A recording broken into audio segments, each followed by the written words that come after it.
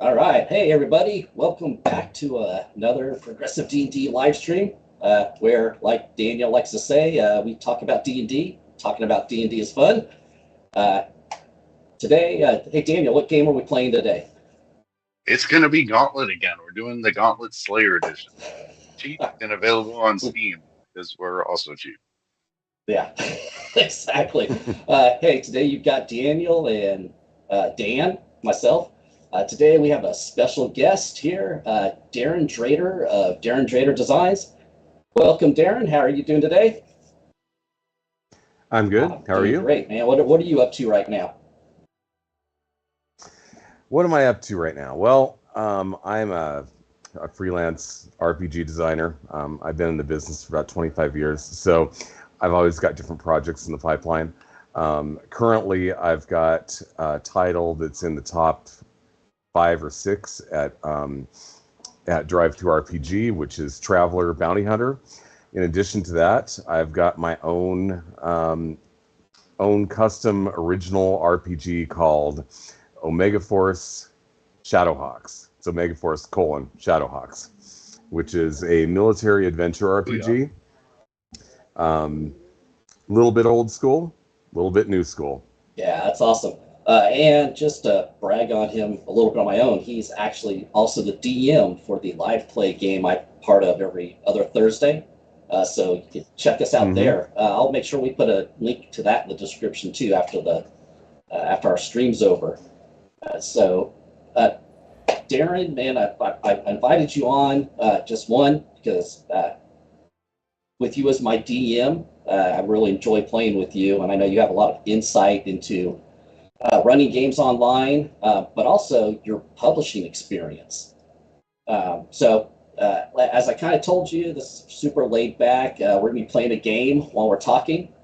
Game takes kind of Mm-hmm. backseat, so we can just kind of play the game. And but This will be a new experience for me. I'm not sure I can actually do two things at it's once. okay. We can't either, so that's why we ignore the game. Kind of, we keep dying in the game. I see. But yeah, no, I thought maybe that might be a good place to start. Is can you kind of give us a little bit of your background? Because I know just a little bit. I've talked to you about it. You've actually kind of done some work for some of the major companies out there, haven't you? Yeah, well, I mean, if we're going to talk about that, I might as well start at the very beginning. Sure. I was introduced to Dungeons and Dragons in 1984 by one of my best friends, still one of my best friends. Um, and at that time, that was about the same time I was getting into Lord of the Rings and various other novels and fantasy. Fantasy really hit with me before Dungeons and Dragons came along.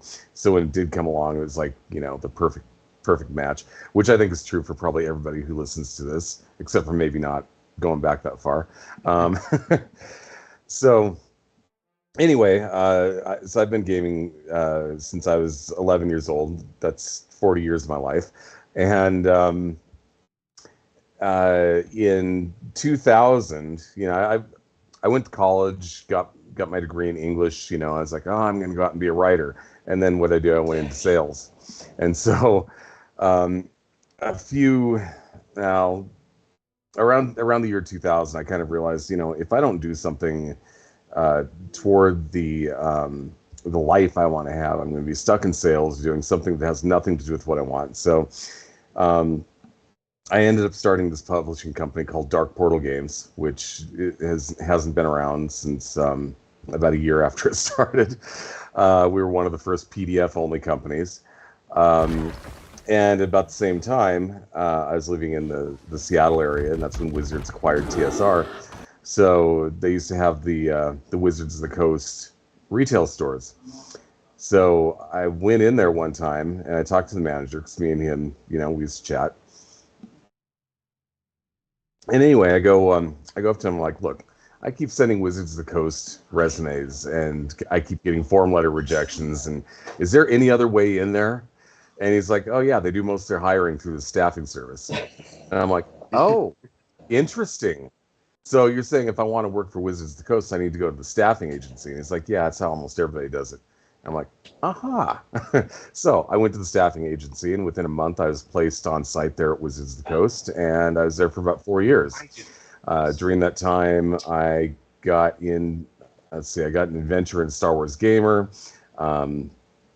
Co-authored the 3.5 edition book of Exalted Deeds, 2 Forgotten Realms books, Mysteries of the Moon Sea and Serpent Kingdoms, and D20 Apocalypse, in addition to some Dragon articles and some website articles.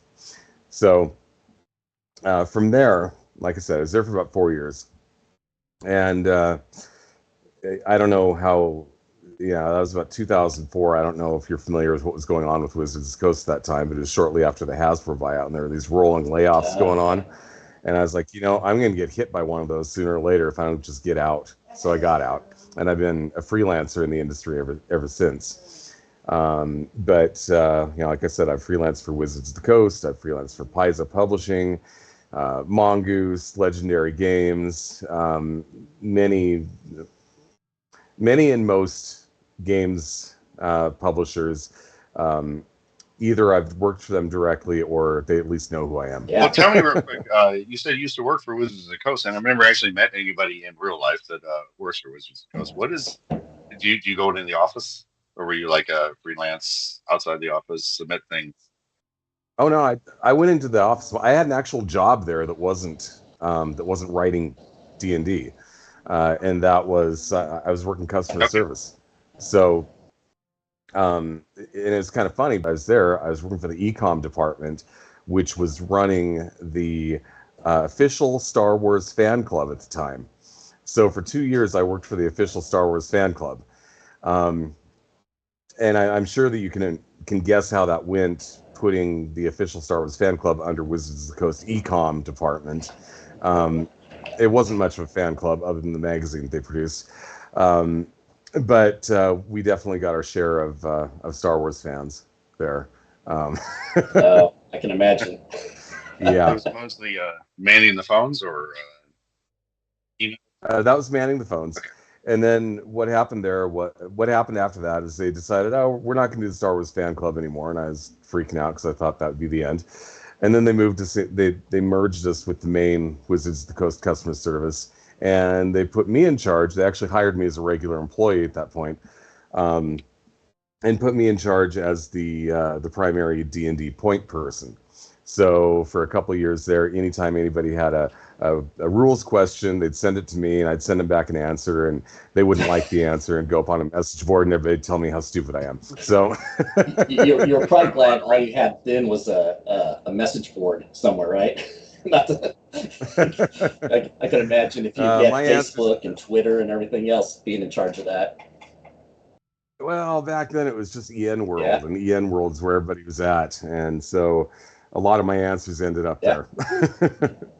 So as far as the Wizards of the Coast offices, are they just an office building? I've been to a lot of big tech companies, and I've seen amazing ones like Google and Microsoft, which really go big with their employees. And then surprisingly, Apple is just a bland, boring building. Or at least it was when I was there. I know they have the big donut now, but Wizards of the Coast, was it just a standard office building, or do they try to have fun with it? So they did have some fun with it. So what it was is it was 4 buildings arranged, in a square around a pool. They called it the Mana Pool. It wasn't really a pool. It was like a fountain or something. I remember the trees. It's been a while.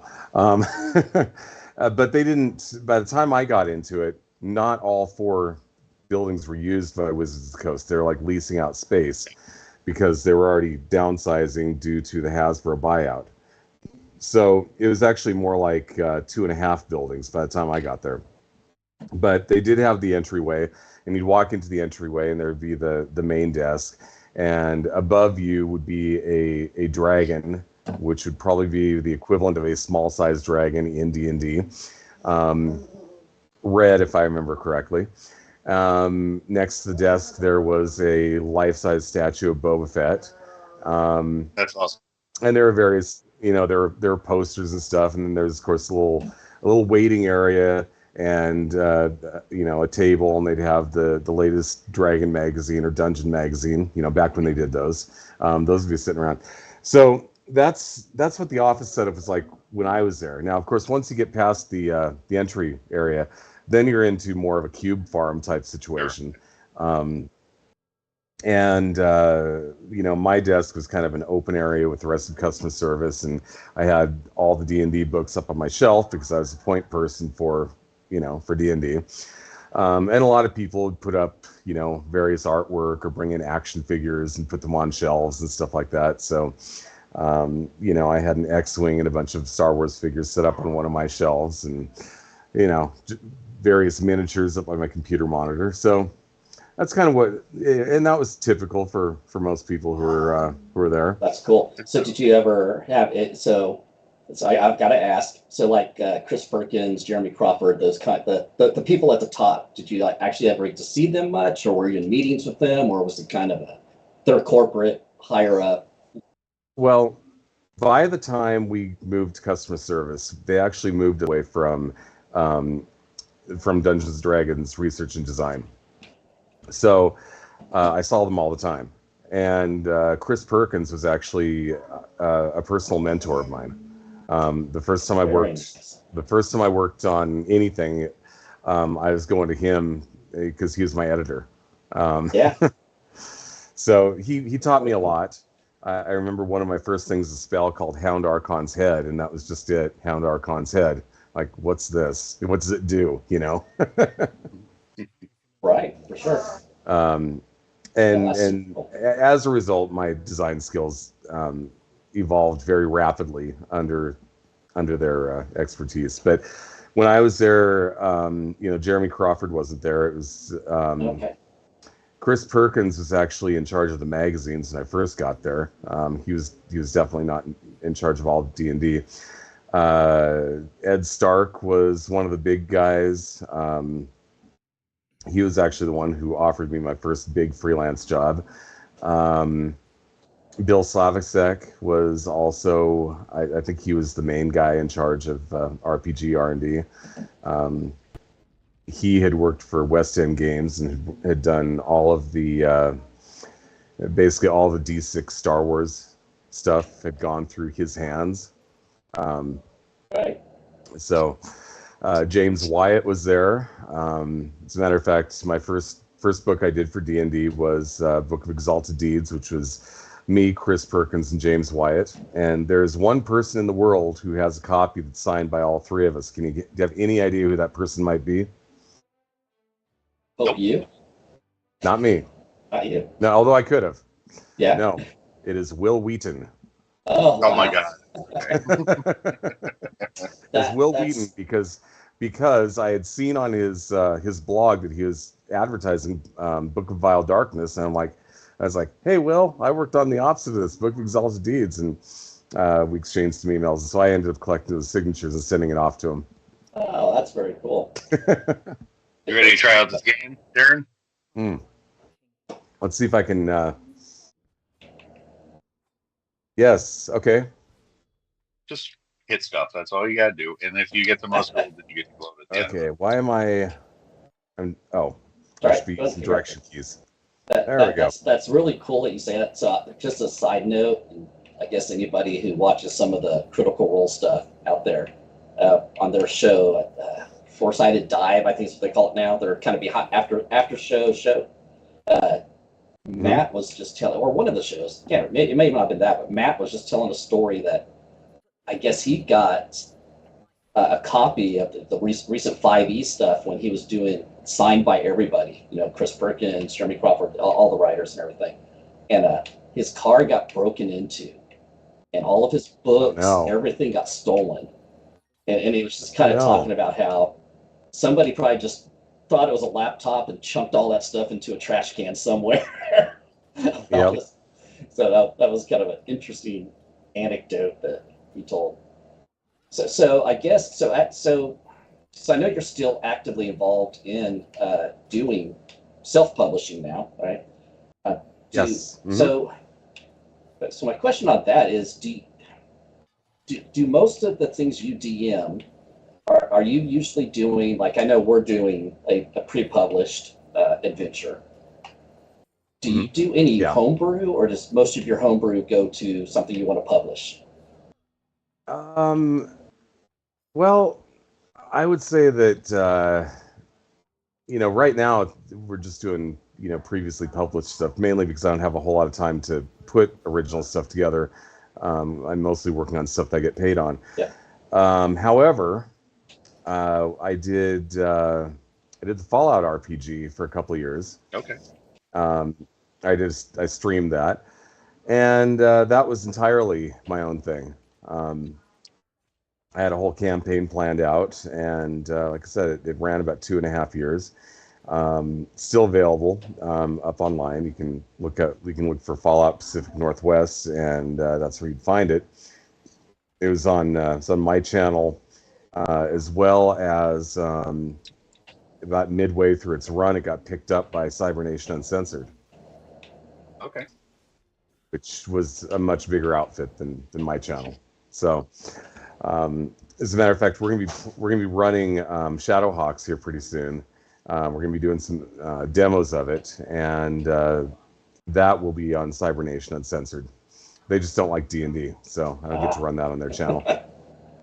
So do they not like D&D because they feel it's oversaturated? It's a oversaturated market right now, or is it more the which I guess we can bring that up too. Obviously, a lot of people know about some of the current happenings with the OGL and everything. And knocked down. Yeah. I don't know if the market's any more oversaturated than it ever has been, frankly. Right. At least not since the OGL came out. I think that the reason that Cybernation doesn't like it is it's just a personal preference of the guy who runs it. His name is Rob, and Rob is really into cyberpunk and modern games. Yeah. If it's a modern game, he's okay with it. If it's fantasy, it's like he wants dark fantasy or something that's not D&D. So gotcha. Okay, so yeah, that makes sense. So on the, I know that's one of the things that we kind of talked about. Trying to see if you can revive yourself yet. You should be able to do the revive thing on. Yeah, you might try hitting A. But that being said, so as yeah, you're not going to get me with that again, Dan. Yeah. Last time we played this, Darrin, I was talking, and I comes to find out that Daniel was dropping bombs around me the whole time, killing me. So, nice. So that being said, and we like to keep things light around here, but obviously, I know you have a lot different experience than either Daniel or I would have had with the whole OGL thing, and I'll speak for myself.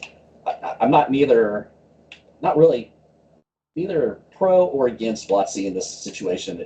For me, it's more, I'm just kind of tired of people bringing it up all the time, and anything happens. But that doesn't though remove the fact that I know people like you were impacted.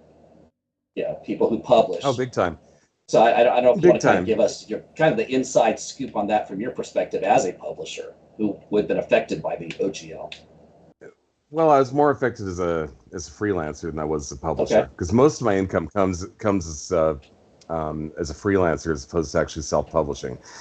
Basically, when you go on my channel and you look at the things I have up, those are basically passion projects. I do those because I enjoy doing them, and I want to put this particular thing together, and I want to put it up for sale. That's why you're going to find some maps with nothing on them, because those are some maps I created back when I was a teenager, and I was like, well, I'm going to digitize these for posterity. And then I was like, well, as long as I'm digitizing them I might as well just throw them up for $1, So anyway, it didn't really impact me as a self-publisher, but as a freelancer, it was enormous. Now, the thing to keep in mind is that I've been relying on freelance income as my primary source of income only for about 3 years now. Prior to that, it's like I'd be working a job and I'd do a project for somebody and I'd make some extra money and I'd get a book with my name on the cover, and that was cool. Sure. But about a year before Wizards of the Coast decided they were going to pull the license, I said, well, I'm going to do this full time now. Okay. You know, I've got the clientele, the jobs are looking good, I'm making money at it.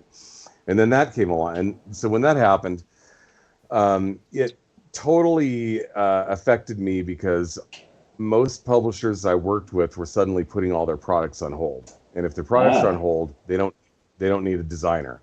And if they don't need a designer, I'm out of work, you know? So there's this whole cottage industry that's built up around the open game license. And, you know, when a company like WotC, you know, they want to monetize everything. Oh, we're gonna take away this monetization from these smaller companies and we're gonna get it all.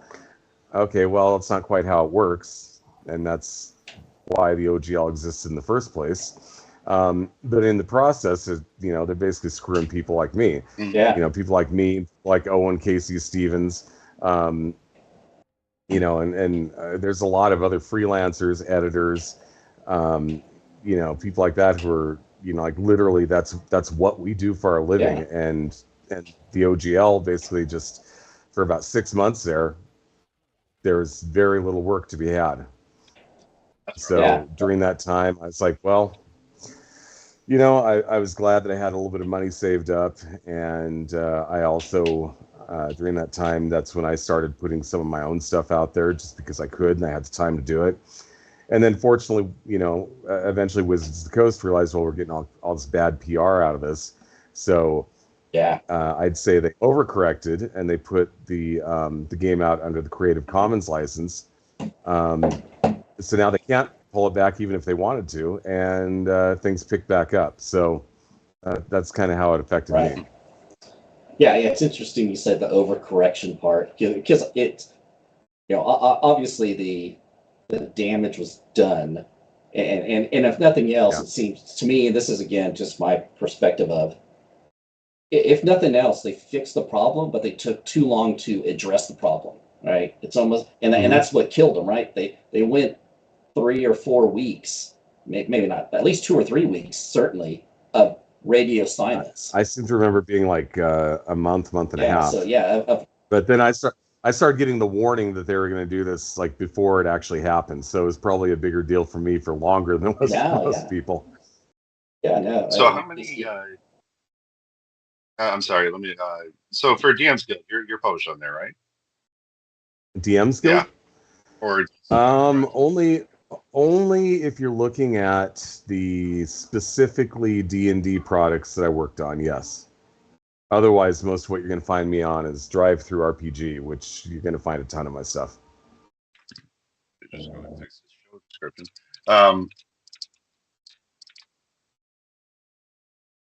How many adventures? What do you like? What would we expect to find if we looked you up on there? Is it campaign or is it adventures? Well, okay, so you're going to see everything from adventures to campaign setting to, you know, player-facing stuff that has abilities and spells and stuff like that. But if you're asking how many products have I worked on over the course of 25 years, it's been, I lost count around 100. I just want to know roughly, you know, what do you have on DriveThru? But primarily, I'm curious about, because I do homebrew myself, and I always think it's good enough that I could just format this and put it out. How do you ever find the point where you said, I'm done? It's ready to go. How do you see that? How do you call it? How do you get to that point? A lot of the time I do sit on things for a long time, and usually, you know, there's really kind of 2 stages that I go through, and other publishers are going to say, no, there's a lot more than 2 stages. But basically there's content complete, meaning that I've put everything into this that needs to go into it. And then there's the editing pass. And I'm one of the few people who, in the industry who does my own editing, and I've never heard a complaint about it, so I guess it's okay. So once I do the editing, then I'm like, okay, now it's ready to go. So then I need to get, you know, then it's like get the art together, cover, you know, the covers, do the layout, do the PDF, put the PDF up for sale, resized the cover art like 50 million times for different, various different reasons. And then you put it up. And so after like 3 months worth of work or whatever it is, or in the case of Shadowhawks, over a year's worth of work. And then you put it up for sale, and it goes up, and it'll be on the front page for one day, and then it'll disappear. Sounds like our YouTube videos. Yep. So I think I would struggle to publish anything adventure-wise, because I would like, the barmaid is married to the goat farmer, and he lives over here, and like I would just, and his house is 2-story, and it has a cat named Clifford. It would go on and on. It would just constantly find myself in the weeds, trying to detail everything, and I would just end up making a terrible adventure. Well, you have to recognize the weeds. You have to recognize where the weeds are and avoid the weeds. And the key to it, I think, is and every adventure is different. So I don't know if my advice is worth anything, to be honest with you. But just put in what's pertinent to the adventure, the story that you're trying to tell. If you put in too much detail, the DM isn't going to remember it. And then what's worse is when they go to look up the stuff that they need, they're going to get lost in the details that aren't important. And they'll be like, I can't find this thing, which happens in our game quite a bit, doesn't it, Dan? Happens in all of our games, I think, for sure. So I'm not saying, keep it in outline. No, I'd say, you want to have your box text and all of the information that goes with it. But I would say keep it focused on what the players should be doing, and don't worry as much about the guy with the cat in the house, unless the guy with the cat in the house actually has an active role to play in the adventure. Yeah, sure. Just keep it focused on that, and you should be good to go. Knowing how Daniel writes, the cat might be the big bad in game. So, and that's cool if that's the adventure. Sorry, Daniel. If that's the story you want to tell. Spoiler. What was I going to say? So I guess you really do have to edit yourself to some extent, and then you put it out there. And when you're running adventures for fun, maybe what you play with Dan or family or whatever other games you're running, how often do you do official content, or is it just all you all the time? By official content, do you mean from Wizards, or do you mean just pre-published? Yeah, or we'll say by Wizards. Ever? Curses Drop? Odyssey of the Dragon Lords. Yes, that is the adventure that we're running.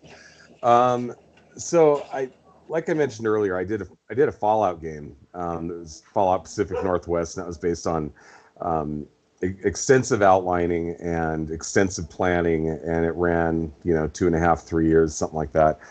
And I plan on doing another one of those. But most of the time, just to make things easy on me, I kind of prefer previously published stuff, simply because I'm during the day I'm sitting here creating RPG products for other people to use.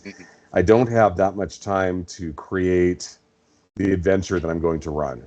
So, like with the Fallout one, other than the outlining and stuff like that I mentioned, when it came to the actual game session, a lot of it was just, flying by the seat of my pants. And that kind of worked with the way that game is structured. I wouldn't necessarily say it would work as good for D&D, especially not D&D 5th edition, and definitely not D&D 3.5. But nobody plays that anymore. So, so along those lines, so that's a great question, Daniel. How much? A question to you: do you have like a home game, or all your games primarily online streamed games right now? Right now, they're all online stream games, and they're both on Thursday. Okay. So one is Odyssey of the Dragon Lords. The other one is Temple of Elemental Evil. And then I am looking at going back to the Fallout universe, but adapting it to the Shadowhawks system. Sure. So that's a little ways off. So along those lines, then, and here's my thought: it's like my game's a home game, although I'm running content. pre-written content. But when I did run my homebrew game, I guess I couldn't really see running my homebrew game and doing it online, for an audience. So to me, it would seem almost a little bit easier driving. So I guess where my question's going on this, streaming an actual play game like you're doing and I'm taking part of. Does that change your thoughts as a DM, or do you just kind of run it like it's a home game, or are you thinking? Because I guess my mind would go to is, all right, like each session. Of course, I do this on my home game, but each session should have like a cliffhanger at the end or something like that. I know for our game, we don't give you a chance to give us cliffhangers because we're just running around. Right. No, but I don't know if that makes sense where I'm going with that, but I like to end things on. Yeah, go ahead. Yeah, well, I like to end things on more of a, you guys have accomplished something, and our time is about out, so we're gonna call it there. But as far as like the difference, the different approaches, obviously when it's a home game, you just sit down at the table, your people show up, and as soon as people are done telling jokes and eating food, then it's time to get started. Whereas, a streamed game, you've got to realize that either you've got an audience watching right then at that time, or you're going to have somebody watching the stream later. And in either case, you want to give them a nod and let them know that they're part of this too, and that sort of thing. So you need to kind of take that into account.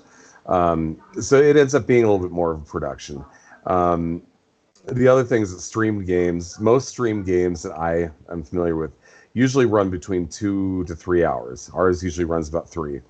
My Fallout game ran about 2.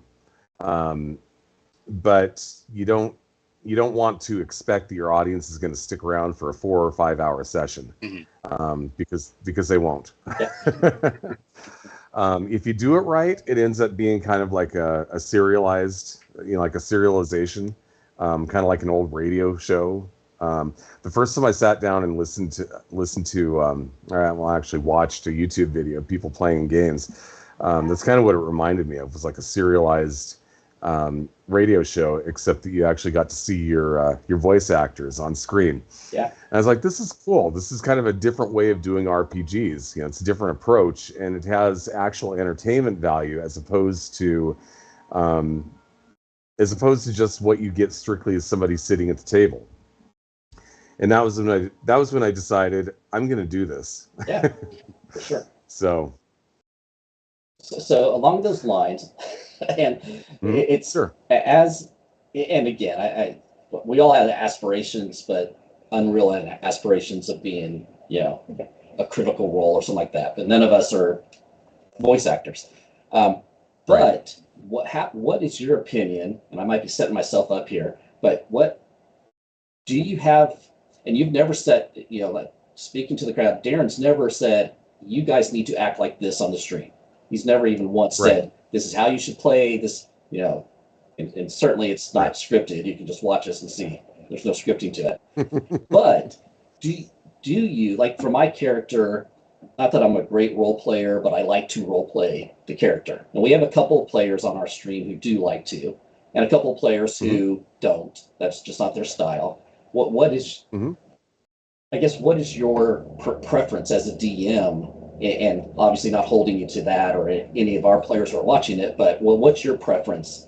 Is it more that the players get into it from a role-playing standpoint, or just, like a home game? Well, I think that you want to be entertaining to the audience. And so because of that, you want your characters to have personalities and to express those personalities in interesting ways on the stream.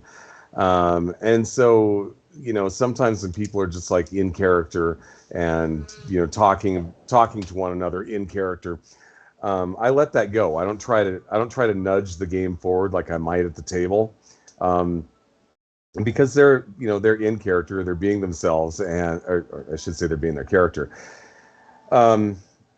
So that's kind of what I'm looking for. I'm looking for players who are interesting to people who are watching. Now, at the same time, yeah, you've got some people who just want to make rolls. They just want to move. They want to move the game forward, and they're all business, and that's fine too, because you get a group of people together, and I'm not talking about at the gaming table. I'm talking about in real life.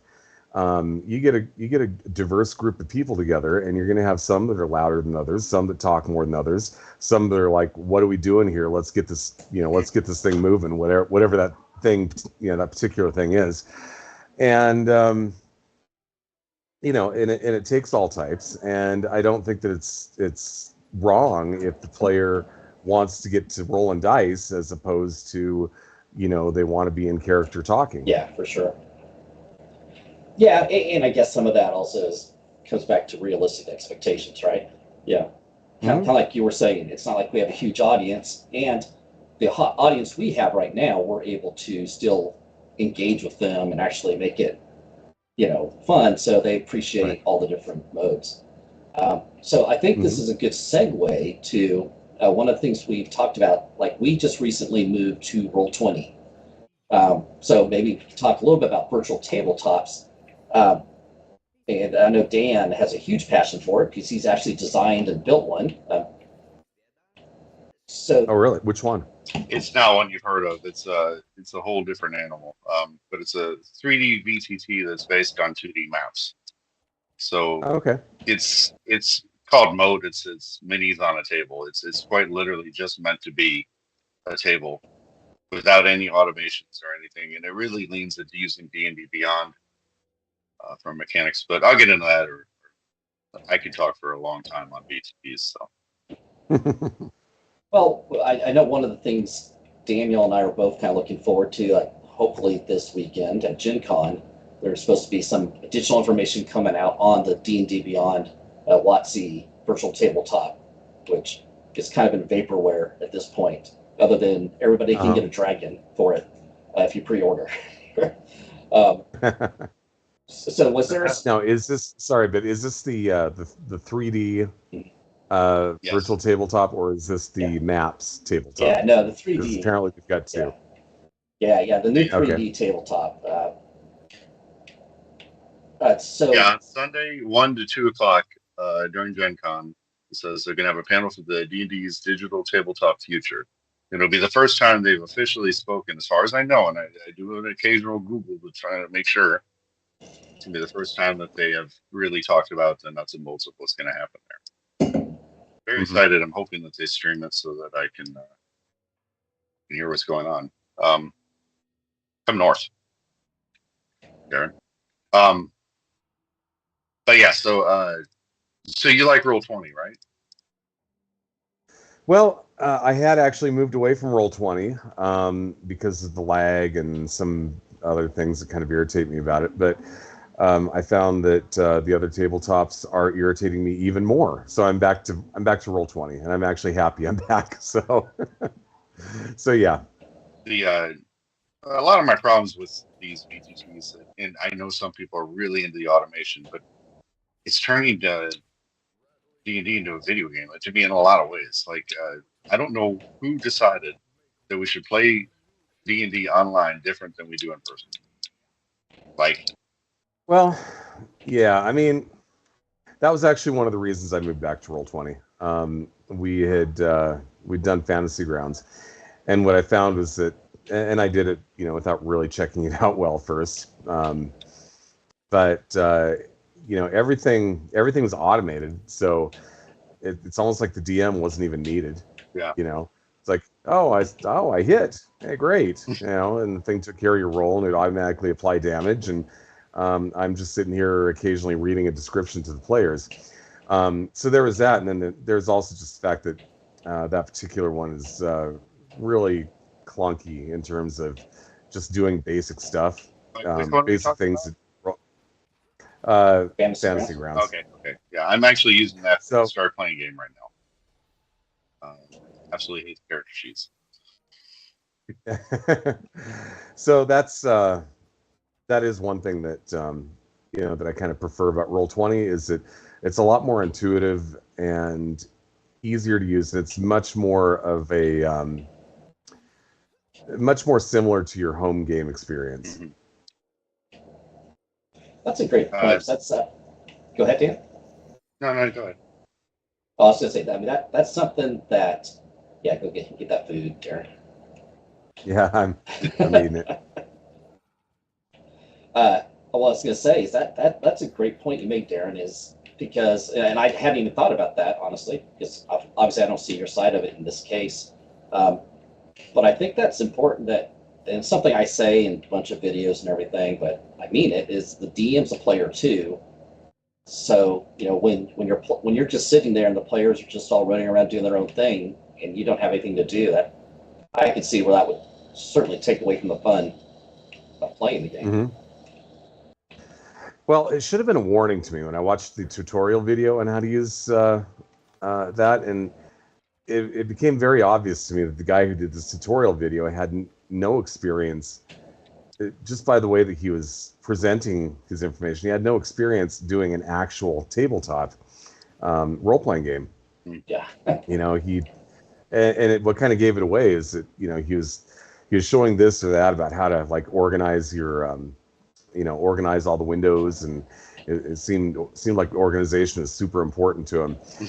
And then it got to like, he was going to do his first combat, and it's like, oh, and here's a description, and so you can have one of the players read that or something. And I'm like, what? You're gonna have the players present the information. Okay, all right, if that's the way you want to do things. That's not how it's usually done, but whatever. Maybe he was used to solo playing or something. I don't know. He was very knowledgeable on the virtual tabletop, but I would say that as a GM, maybe not so much. Right, for sure. Well, I will tell you as a developer that doing help files and help videos is by far the lamest part of building anything like a VTT. It's just horrible because one, you're always changing things, so you're just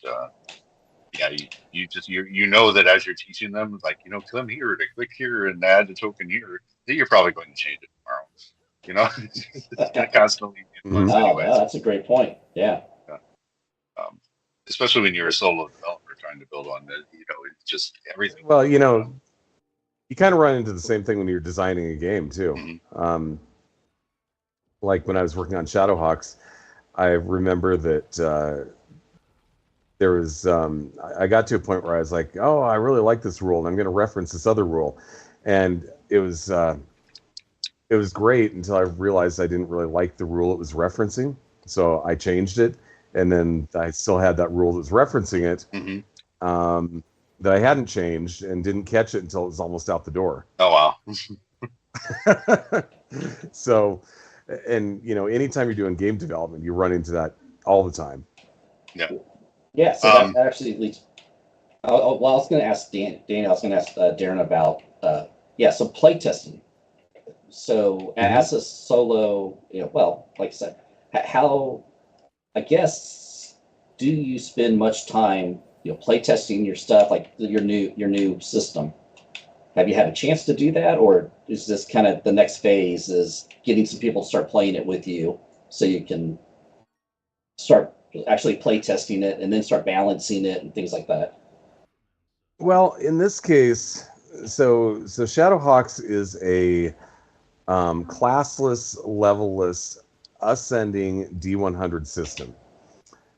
Now, what that means, if you've ever played a game that's like that, Star Frontiers is like that. There's a few others. There really is no such thing as game balance. You purchase your abilities, you purchase your skills, or I should say your attributes. You purchase your attributes, you purchase your skills, and you purchase your special abilities. And as you go on and gain experience, you buy more of those things or improve those things, and you do that with the XP that you've got. So it's not like D&D where you're leveling up, and every level you can expect to fight, challenge level 1 or challenge level 2 monsters, that type of thing. Now, actually, your DM actually has to have a good idea of what the party's strength is like. Otherwise, there's a good chance that you're going to overwhelm them, and that's just, you're going to have a TPK. And I think that for those of us who've played Star Frontiers and other games that are like that, the concept is not that foreign, and we know how to do that, or at least we have experience doing it, or at least how to recover when we do it wrong and we kill the party accidentally. So to get back to your question, has it all been play tested? Not really, but the rules have been gone through. I'm kind of a nitpicker when it comes to rules, so I'll go through them and make sure all these rules make sense with each other. And this is how they work, and this is how you customize the character and all this stuff. So it's not. I would say in this case, play testing is not super important. If it was a level-based system like D&D, I would say absolutely it needs to be play tested. Otherwise, you can end up with a bunch of imbalanced stuff and players not happy. So it kind of depends on what you're doing and what the design goals are of the game, really. So I think I've seen on DriveThruRPG that you had some. Am I correct that you have some creatures and different standalone things like that on there? Yeah, I've done 8 so far, collections of creatures. Now they sell for $1.99. Each one of them has, usually 5 creatures and then a couple of badass versions of those creatures. And the nice thing about D&D creatures is that they're not difficult to balance. And most of these actually have been play tested simply because I had a game running at the time that I was doing them. Sure. So I was able to put them into a combat, and it worked as intended. Great. That type of thing. But the thing about D&D, though, is that the creatures are very easy to balance because the DMG has some very, good guidelines for how to create them. And because of that, unless you create abilities that are just ridiculous, overpowered, and you haven't thought it through very well, creatures are actually pretty easy to design, and easy to design so that they're balanced correctly. So you're currently in Roll20. Mm-hmm. Have you heard anything about the new VTT coming from Dungeon Dragons? Wizards of the Coast? The 3D one? I saw a demo of it when they first announced it. What do you think? I remember. Well, I thought that's not really the play style I'm interested in, but if people want to run it like a video game, more power to them. That is the ultimate end game for these ones that want to automate, right? Like now it actually looks like Baldur's Gate. We're just done. Like it is Baldur's Gate. Right. And when Baldur's Gate 3 came out, I remember seeing a ton of videos and trying to say, well, this is the end of D&D. This is what D&D. That never made any sense. No. But I kind of like the idea of it's actually it all started. I started designing my own when there was a guy on Foundry. Is Foundry the one you set up your own web server for? Mm-hmm. I think so. Not sure. Yeah. I think you have to set up your own server, right, for the game we used to run. He did 3D Canvas, which did I die? Oh, I did die. He did 3D Canvas, which was I can't remember which was a pretty good 3D adaptation of Foundry, and it still kept a lot of the automations and stuff. But all I really ever wanted from a 3D VTT was just to see a 2D map in a 3D space with 3D tokens. So that it felt like you were at a real table, the same way you would be at a table, if you were sitting around one. And he just refused to do that. So I was like, fine, I'll just start coding my own. It took like 8 months or something, but because I'd never done 3D programming before. I'm a .NET developer, but I'm not a 3D developer. And so, it took me a while to get my head around a lot of the concepts. But it was fun, and I enjoy doing it. Like as far as 3D VTTs, I do think there's something to be said for that look and feel that you get. Tailspire does it really well. Tailspire feels when you're inside of it like you're in like the best kind of table, where with all the assets, like physical assets, and they really try to make it feel like a kind of a realistic view of what it would be like if you actually built this table. physically. So I do think there's something to that. I just don't like the automation of it. I think it ruins the spirit of it. I think the more detail that you give players about a scene graphically, I think it can become a crutch. And then suddenly your players are, I mean, I see this with maps. They'll be playing the map instead of visualizing the scene. Right. Meaning that they'll just be scanning up and down this map and looking at every little detail of it instead of thinking about, well, what does my character see? Which I love to see, and it's exactly how I play when I'm with players. Yeah, and I agree. I think that I think role playing, whether it's online or at the table, should be a similar experience. And you know, it's like if you want a computer RPG, you should play a computer RPG. I think I'm dead again. That didn't last long. No, I think that if what you want is a video game, you should play a video game. And if you want the tabletop experience, the automation is getting in the way many times of the tabletop experience.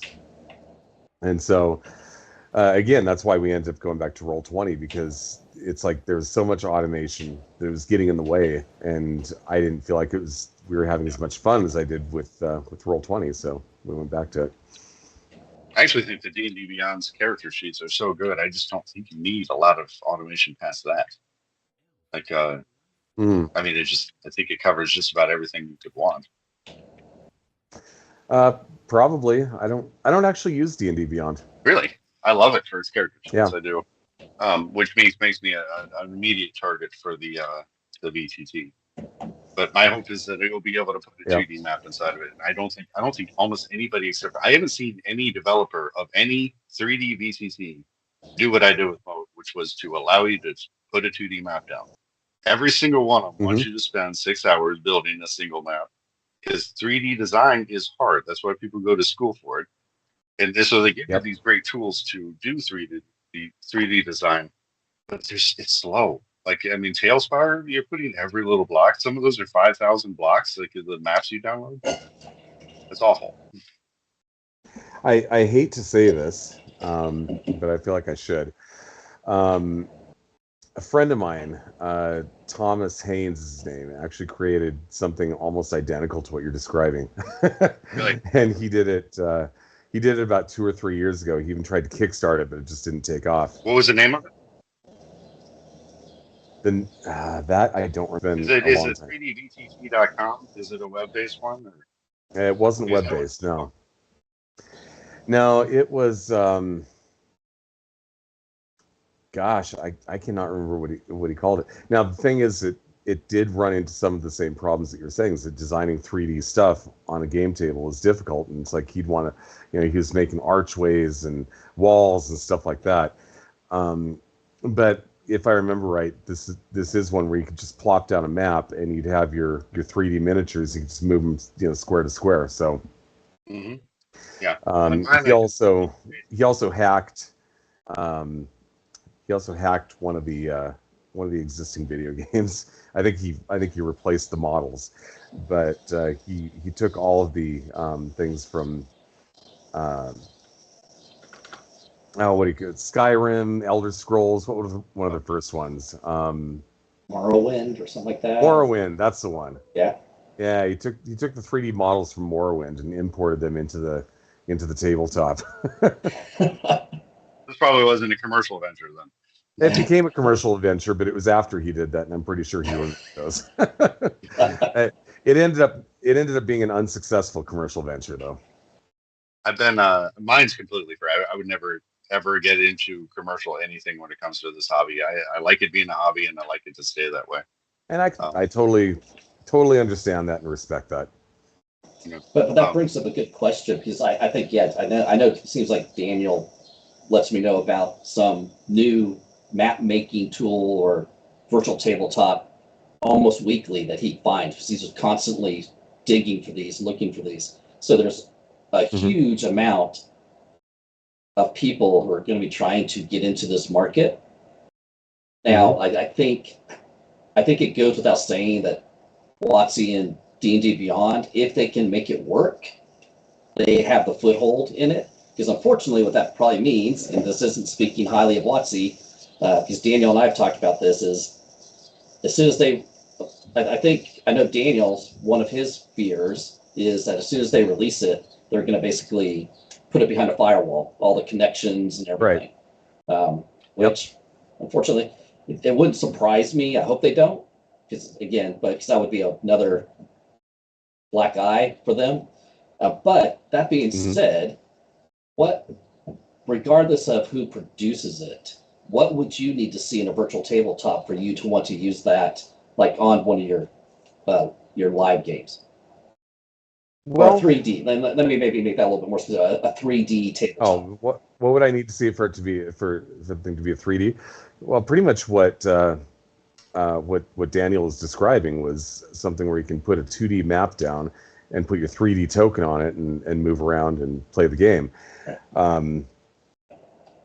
I need to see that. It need to be easy to use, not too much automation, and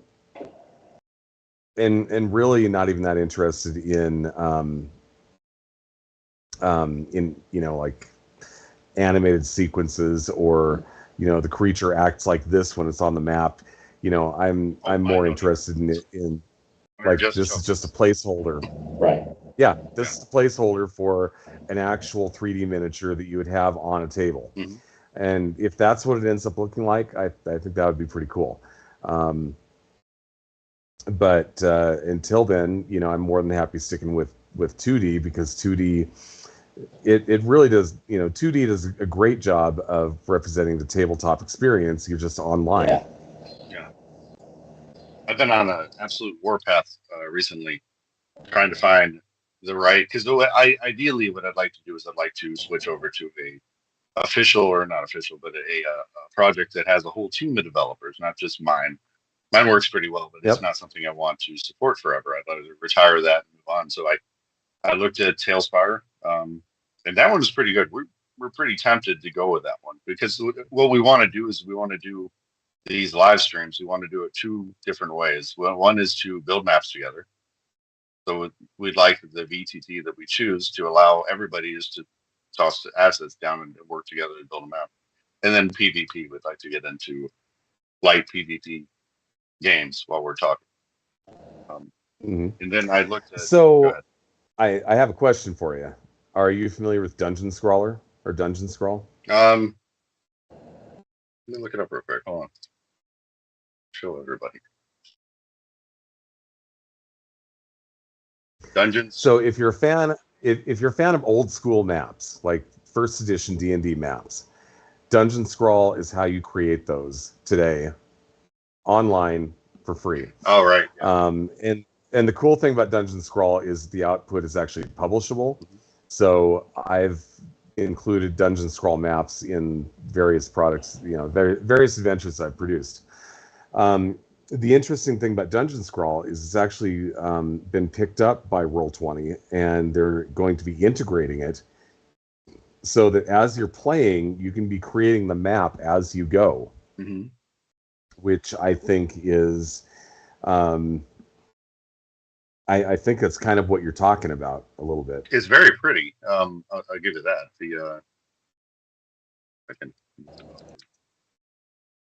But no, it's super easy to use. I'm looking at it right now, and the stream can see it as well.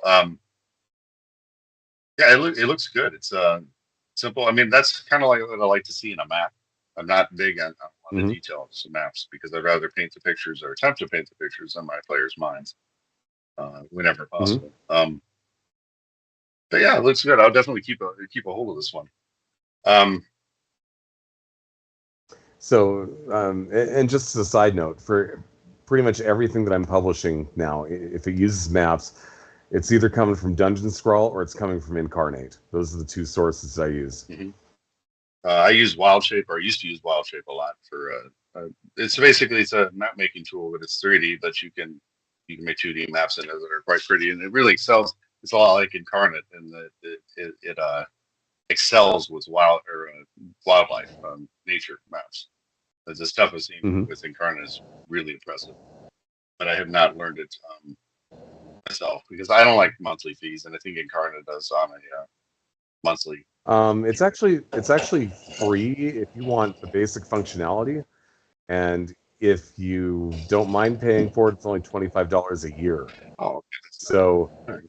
yeah, it's such a reasonable small amount of money that Yeah. I don't mind. No, of course, of course. I have literally hundreds of dollars. I could totally afford that. He's a hundredaire. Exactly. Yep. So yeah, we looked at Tailspire, and I think one of the things we didn't like about it is lack of fog of war. And so we moved on, and I was looking. Have you heard of Mirrorcast, or what was originally called AR Kana? I have not. That would be the one, and I never can pronounce his name right. Joe Manganiello, or what is his last name? Oh yeah. What's Manganiello? Yeah, he actually helped. He was part of the video to push it in Kickstarter. And Mirrorcast is one I was really interested in. They're trying to do AR. And while I like some of their tech, I think the idea of trying to do AR without like some really good glasses that aren't goggles, I just don't think it's going to work. How do you have a character sheet and you're wearing a Meta Quest 3? Like, how do you do that? Like not a clue. It's impossible. I mean, yeah, it's cool that you can actually hold a tablet up and you can move around a map that's just virtualized in AR on your table in front of you, but you're still holding the tablet up and staring at a blank table in front of you, and it's just awkward. But it is cross-platform. Maybe you've got a physical character sheet that you have with you. Yeah. Yes. And then you use that for moving around the map. I don't know. Well, it is and some paper, graph paper that you actually draw your map on, and now we're getting old school. It is cross-platform, and it does allow you to. You don't have to do it in AR. You could do it just on the screen, and that's where I was interested in it. But I tried to build with it, and it was one of the worst. It was just difficult as far as the 3D space and building it. It was probably the least put together, which you would expect. They had a celebrity guy doing the promo, and yet for whatever reason. Well, you got it. Come on, let's be honest. If you're a celebrity, if you're a name, if somebody offers you a paycheck and that paycheck's acceptable, you do the best you can to satisfy their requirements and earn that paycheck, and that's really what it comes down to. And I'm not saying that. I'm not speaking for Joe Manganiello. I don't know him personally. But that's generally what it comes down to if you're somebody who works in a freelance capacity, which I'm sure he was in that situation. Actually, he wasn't. He actually calls himself part of the team, and he is a creative director or something like creative advisor or something like that. But what's weird about Mirrorcast is that their CEO, kind of a straight-laced guy, he doesn't really look like the average gamer, but I mean, I don't know what that looks like anymore. It's gotten weird. But he is also, it looks like, the primary developer. These guys raised $450,000 on Kickstarter, but that was grossly, I think, lower than what they wanted. And then they just recently did a $250,000 investment round with some website. I saw that when I was doing a little bit of research on them. But they also below expectations. They were like 1.3 million, I think it said on the page, what they were hoping for. They keep going lower than what they should be, and it's just weird to me that you have a celebrity involved. You have these guys that are from Hollywood that are appear to have a serious product. They are cross-platform. They do have an Android app. It's not great graded or anything. It does work on PC, but at the end of the day, this company has, in all their socials that I can find, less subscribers than we do. How is that possible with a company that has a celebrity face? Well, I mean, let's look at it from a different perspective. I mean, these are guys who are new to the game. They're trying to get a foothold in the market. The market already exists. People have settled into largely Roll20 or it's mostly Roll20, and then you've got a few other people on Foundry, and you've got a few other people on Fantasy Grounds, and then anybody outside of that is kind of an outlier. So in order for somebody to break into the market, they've got to be able to take users away from Roll20 and Fantasy Grounds and Foundry. Mm-hmm. And generally speaking, the people who are using those platforms are pretty dedicated to them because they're happy with the way that they work. And they're invested. So Yeah. Yeah, and they're invested. So, and that's an important point too, Sure. because like you said, they're invested. They've bought assets. Mm-hmm. These assets are in their games that they can run. If they leave that platform, those assets don't follow. Yeah. So, I think that the VTT market is already saturated, and I think that it doesn't really matter if you've got a celebrity. You're probably not going to be super successful trying to break into it unless you found some way to be just so much more user friendly than what the existing ones are. And it really, I mean, Roll20 has improved to the point where it's really hard to become more user friendly than they are. I mean, they've even implemented the rules. One of the things I discovered when I switched back to it was, I can open up this new tab they've got on the right-hand side and pull out a monster, and it's got the token, and it's got the rules already there, and I can have that open in a separate window, and I've got two screens I'm using while I'm doing the game. So I can have my game over here, and I can have the monster over here, and that's all built into Roll20 and doesn't cost me a thing.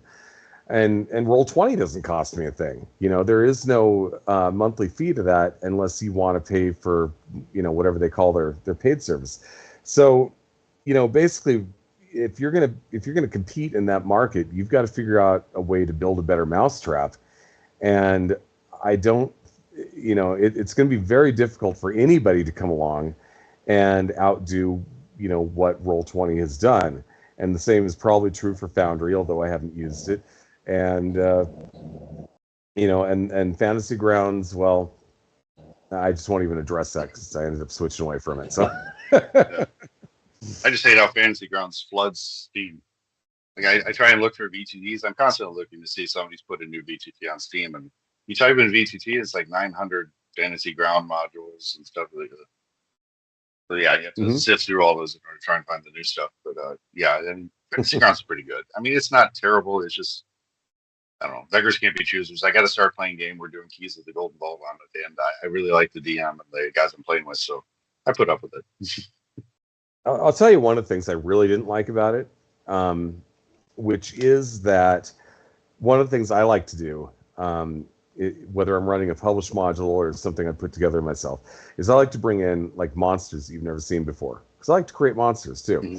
Now, Fantasy Grounds, it's very difficult to, on the fly, grab a monster from another source and have it function.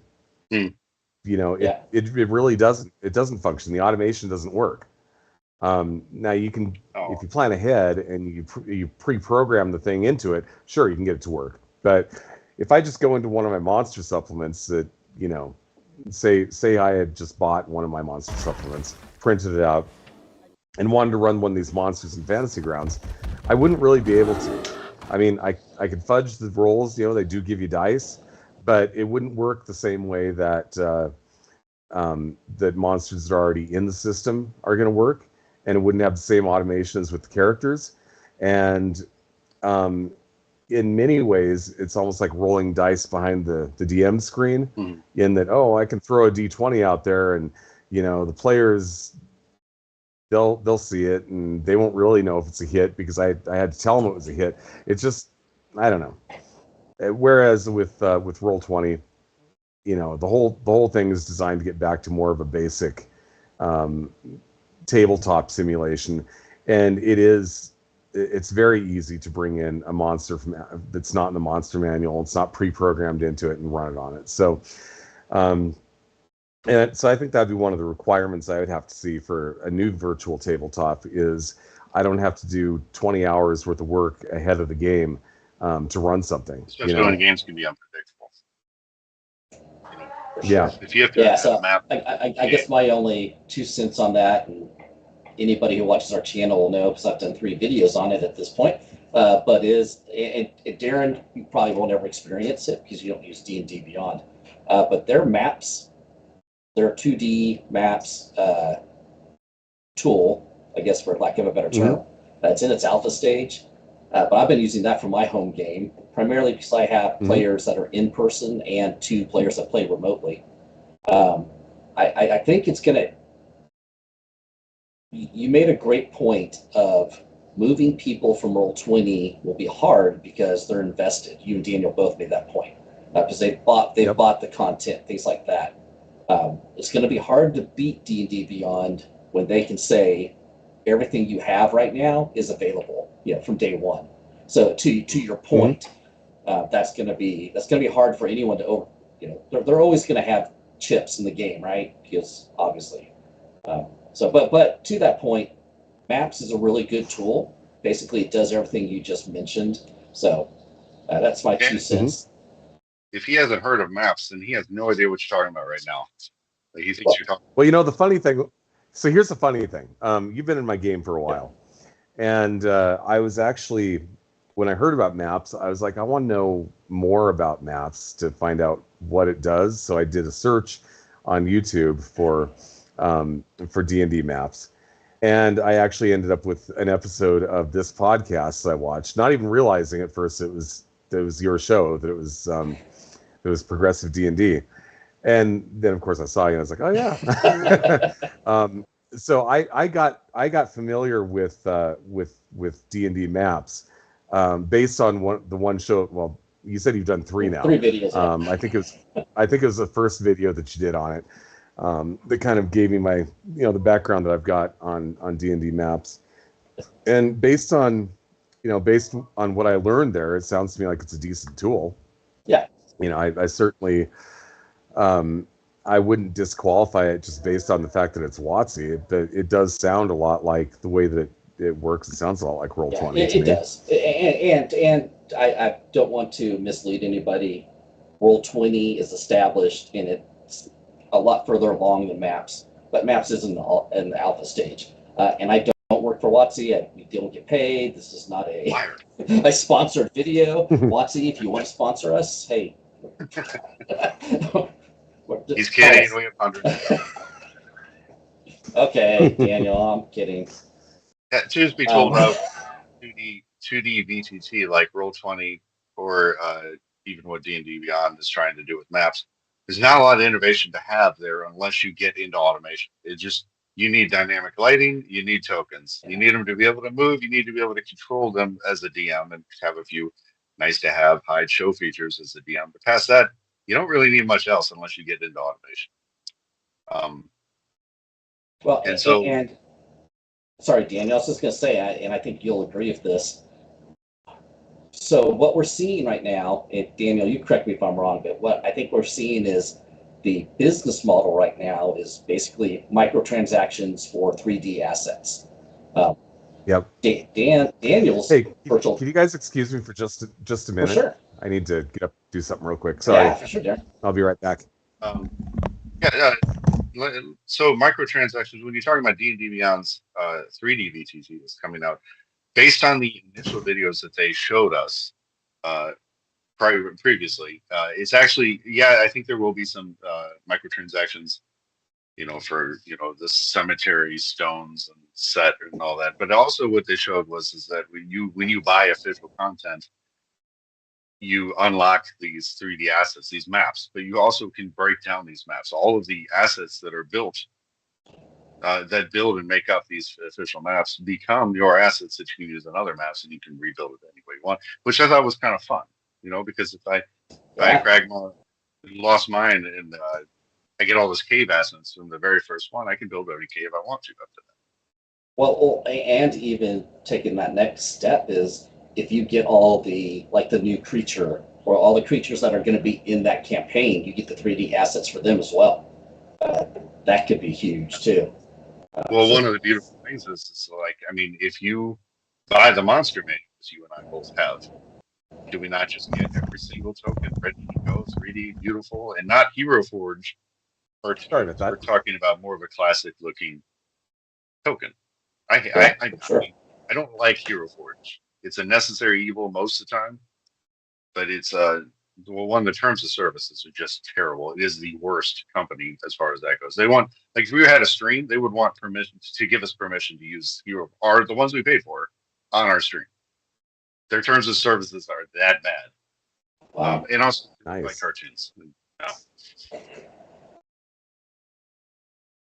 All right. Well, I don't. Go ahead. Oh no, I was just gonna say. Well, I mean, we've been going for about an hour and 15 minutes.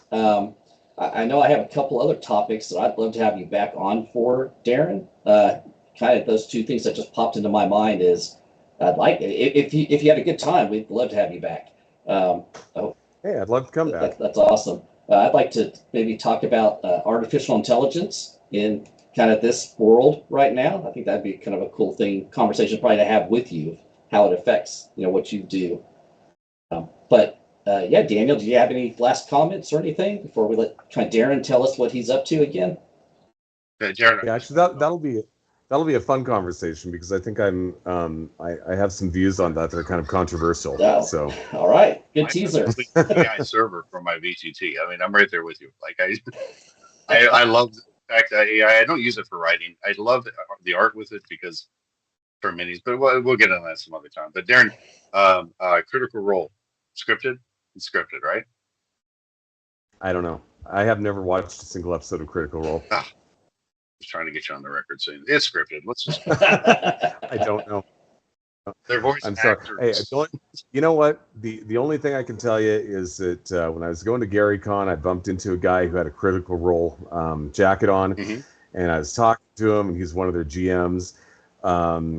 And I didn't ask him if it was scripted or anything, but the way he was talking, it sounded like it wasn't. That's all I can say. I think if I were to, if my 2 cents would be, I don't think it's scripted what they do. I think they do go off the roll of dice. I do think they have an arc, a story arc that they say that Matt kind of has an idea. This is where I hope we'll be. Mm-hmm. But if it veers off that, I think Matt's ready to go in another direction. But that's my 2 cents worth. But I know. We'll get to the bottom of this. Don't worry, guys. Yeah. All right. All right. Well, Darrin, thanks for joining us. This has been a lot of fun talking to you. It's as fun as I thought it was going to be. You want to kind of give us a shout out of what you're doing again right now? Okay, so what I'm doing right now, I would say if you're interested in my work, go to DriveThruRPG, look up publishers, go to Darrin Drader Designs, and you will see all the stuff that I've created and put up there for sale. There's going to be some monsters, there's going to be some unstocked maps, there's some space opera character classes, and there's some adventures. One of those adventures is Night of the Grave, which is built around a Grave Knight. Now, the Grave Knight, of course, is kind of a Death Knight with serial numbers filed off. Paizo released that for Pathfinder. I actually did that for them. And so, because I did that for them and because of the fact that it's covered under the OGL, I converted that to 5e. So if you see the Grave Knight in 5e, that's because that's basically what it is. It's the Death Knight, but it's not a Death Knight. It's a little bit different. So I did an adventure around a Grave Knight, and I actually split the proceeds with Owen Casey Stevens, who's fighting cancer. So that was my way of raising money to kind of help his struggle with the U.S. healthcare system that we have to deal with. And that's current? That is current. I think I released that about 3 or 4 months ago. Do they have a GoFundMe or anything that I could post in some of these videos? Anyway, Owen does have a GoFundMe. I don't have the link to it off the top of my head, That's but fine. I'm sure that a Google search would find it. Or you could do a link directly to the product where, like I said, half the proceeds go to him. Okay. And then, of course, there is Omega Force Shadowhawks, which is a near future military adventure RPG, and that system is a unique classless, levelless system that is going to be adapted to other subgenres of sci-fi. All right. Sounds fun. I'm part of military, so I get into that. Cool. I have no military background. I only liked GI Joe as a kid. So I'm gonna critique you. I was Navy, so I was all about shipwreck. although mad respect to the people who served. Side question: you were Navy. What do you serve on a boat? Oh yeah. The guided missile destroyer out of Norfolk. What's that? It was a guided missile destroyer out of Norfolk, Virginia. Destroyer? Yes. So you're on top of the water. Yes. Oh yeah. Yeah. I'm too tall to be in Okay. a submarine. I'm 6'4". I'm gonna bang my head in a submarine. I actually spent about 4 years working for General Dynamics Electric Boat, and we manufactured subs for the Navy. Mm-hmm. So I did a lot of welding on some of those. I used to have a lot of those guys on to work on our missile launchers when we were in port. Nice guys, great money. Usually, that's usually retired or transitioned military. A lot of the times that I saw. Some of them were. They kind of. When I went to work for them, they're in Rhode Island, and the Rhode Island labor pool is. I mean, it's not. It's not New York, but it's still kind of small, and it's not the middle of nowhere either. So they were in a position where they were growing quickly. They needed to scale up to 2 submarines per year for the Navy, and they didn't have nearly enough people working for them. So they're basically just offering jobs to people off the street. In my case, I had experience welding. Okay. So I went to them and said, well, I welded back in high school. I'm sure I could learn what you're doing here. So they put me through a here's how we do it course, and then after that it was they turned me loose, and That's awesome. as long as you stick to the procedures, you're good to go. Yeah. That's cool. Well, thanks. It was a blast having you on. It was great talking to you, and I have a lot more questions, and looking forward to AI discussion with you because I'm kind of a geek when it comes to that. Cool. Yeah, looking forward to that. So I'm glad you had me on. Thanks for having me. Oh, for sure. You're welcome. Thanks for joining us. So thank you, everybody who is either watching the stream or watches this in the future. Hit like, subscribe to us if you haven't subscribed, and we'll see you all on the next live stream. Maybe talking about AI in D&D and RPGs. Thanks for watching. See you guys. I don't ever slow up, no I don't take shit. I got no love for the fakeness. If you wanna play tough and wanna hate this, I'll always show up. I don't ever slow up, no I don't take shit. I got no love for the fakeness. If you wanna play tough and wanna hate this, I'll always show up and make a statement. I don't ever slow up, no I don't take shit. I got no love for the fakeness. If you wanna play tough and wanna hate this, I'll always show up and make a statement. Everything I do so instinctive and so passionate. Every word I move so descriptive like an adjective. I got a vendetta against people who patented being negative when you should be getting after it. I got facts over tracks, this and that, spitting slow, spitting fast, I could roast.